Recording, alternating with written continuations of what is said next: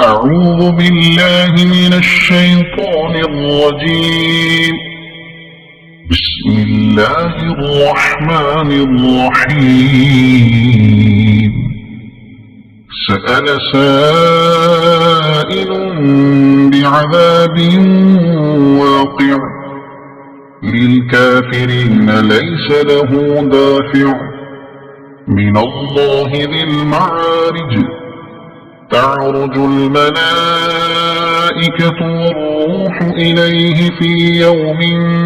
كان مقداره 50,000 سنة فاصبر صبرا جميلا إنهم يرونه بعيدا ونراه قريبا يوم تكون السماء كالمهل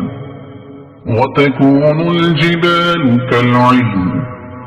ولا يسأل حميم حميما يبصرونهم يود المجرم لو يفتدي من عذاب يومئذ ببنيه وصاحبته وأخيه وفصيلته التي تؤويه ومن في الأرض جميعا ثم ينجيه كلا إنها لظى نزاعة للشوى تدعو من أدبر وتولى وجمع فأوعى إن الإنسان خلق هلوعا إذا مسه الشر جزوعا وإذا مسه الخير منوعا إلا المصلين الذين هم على صلاتهم دائمون والذين في أموالهم حق معلوم للسائل والمحروم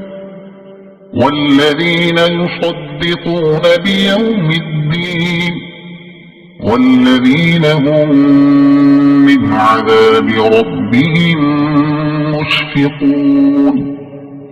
إن عذاب ربهم غير مأمون والذين هم لفروجهم حافظون إلا على أزواجهم أو ما ملكت أيمانهم فإنهم غير ملومين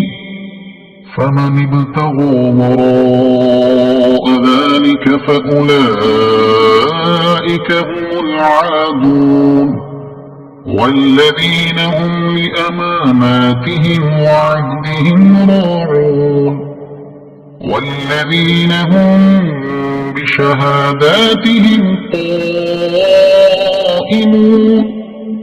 والذين هم على صلاتهم يحافظون أولئك في جنات مكرمون